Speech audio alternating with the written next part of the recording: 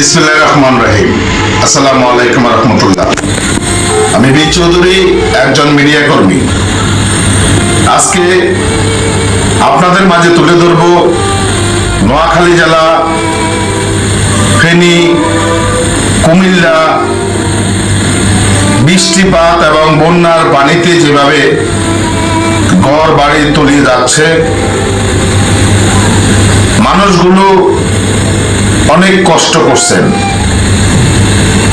আমি উদারত আহ্বান জানাবো,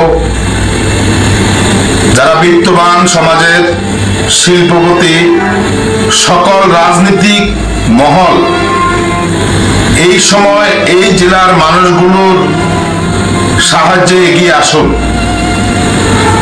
মানুষগুলো যেন ভালো থাকতে পারে সে বিষয়ে সকলের সহযোগিতা করুন এবং তাদের মুখে দুটি অন্ন যেন উঠে সেই ব্যবস্থা করুন।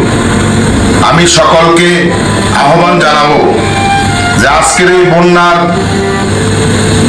এই মুহূর্তে মানুষগুলার পাশে দাঁড়ান।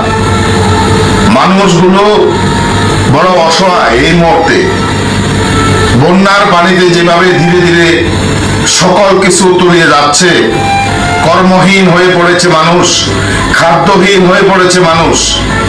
এই মানুষগুলোর পাশে সমাজের বিত্তবান, রাজনীতিবিদ, আপনারা শিল্পপতি, আপনারা এগিয়ে আসুন। এই মানুষগুলোকে ভালো থাকতে সাহায্য করুন। আপনাদের কাছে উদারত আহ্বান জানাই এবং আপনাদের মাঝে আজকে এই জেলাগুলোর বন্যার অবস্থান তুলে ধরব। আপনারা দেখতে পাচ্ছেন। আমি বিদায় নিচ্ছি। আসসালামু আলাইকুম।